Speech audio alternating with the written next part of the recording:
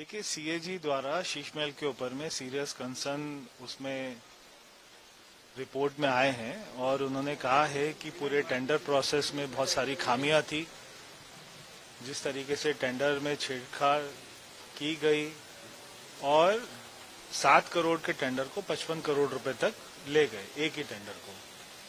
तो उसमें इंजीनियर की भी और जो सरकार के पीडब्ल्यूडी मिनिस्टर थे उनकी भी गलती थी। और सबसे बड़ी गलती जिनके आदेश पे हो रहा था, जो दिल्ली के पैसों के ऊपर में जिन्होंने डकैती डाली। अभी आजकल पिक्चर चल रही है धुरंधर, उसमें किरदार है रहमान डकैत। तो दिल्ली के रहमान डकैत उस समय के अरविंद केजरीवाल जी ने दिल्ली के टैक्स पेयर के जो पैसे थे उसके ऊपर में जो उन्होंने डकैती डाली और अपने घर में एक महंगे से महंगे कंसल्टेंट, महंगे से महंगे आर्किटेक्ट, महंगे से महंगे इंटीरियर डिजाइनर बुलाकर और ऐसी ऐसी चीजें वहां पे खरीदी गई सरकारी पैसे से जो एक देश के किसी भी नेता के घर में आपको नहीं मिलेगी। तो मैं जब पीछे वहां पर गया था, मैंने वहां का एक पूरा टूर किया है, शीश महल टूर, और कल उसका वीडियो आपके सामने जारी करूंगा। तो उसमें भी देश की जनता देखेगी कि वहां पे कितना पैसा लगा हुआ है।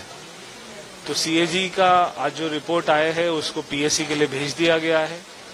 वहां से जब आएगी रिपोर्ट उसके ऊपर में क्या एक्शन होगा तब तो वो बाद में पता लगेगा। मगर जनता के पैसे का अच्छा खासा उसमें दुरुपयोग हुआ है।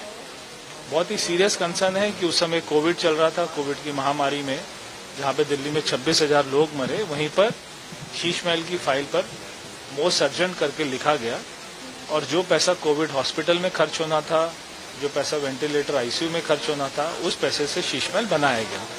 अगर उसी पैसे को ये सारे कोविड में जो हमारे पेशेंट थे उनके लिए अगर खर्च करते, मुझे लगता है 8 से 10 हजार लोगों की जान बच जाती। 26,000 लोगों की जान उसमें गई, उसमें हम 8 से 10 हजार लोगों की जान बचा सकते थे अगर केजरीवाल उतना पैसा ये सारी मेडिकल व्यवस्था में खर्च करते।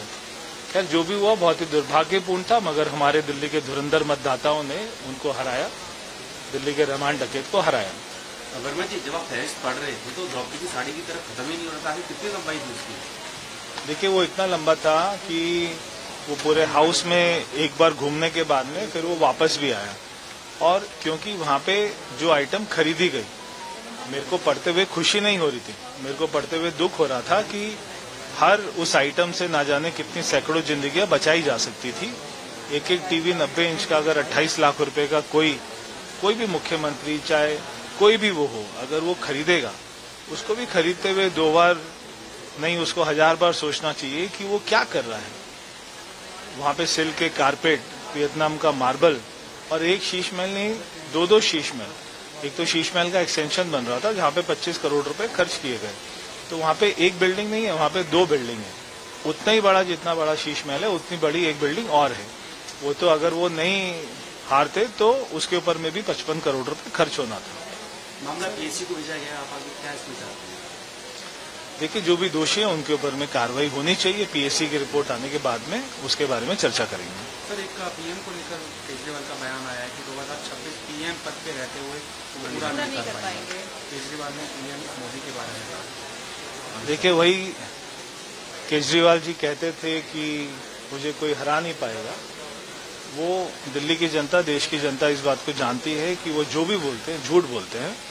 और न केवल 2026 बल्कि इससे अगला चुनाव भी, 2029 का चुनाव भी, हमारे प्रधानमंत्री जी एक बार फिर से तीसरी बार वो हमारे प्रधानमंत्री बनेंगे, चौथी बार हमारे प्रधानमंत्री बनेंगे। और चौथी बार ही नहीं, हम तो चाहते 5वीं बार भी वही प्रधानमंत्री बने और ईश्वर उनको स्वस्थ जीवन दे, उनको अच्छा शरीर दे, और जब तक वो आखिरी सांस तक देश की सेवा करने में सक्षम रहें तब तक वो हमारे प्रधानमंत्री बने रहें। तो केजरीवाल जी, आज जहाँ पे पंजाब में ड्रग्स का इतना चलन हो रहा है, वहाँ पे युवा पीढ़ी पूरे सारे के सारे ड्रग्स में खप रहे हैं, केवल अपनी गलतियों से ध्यान भटकाने के लिए। आज वो शीश महल की जो रिपोर्ट आई है उससे ध्यान भटकाने के लिए, और वो ऐसे ऐसे बातें करते हैं जिनका कोई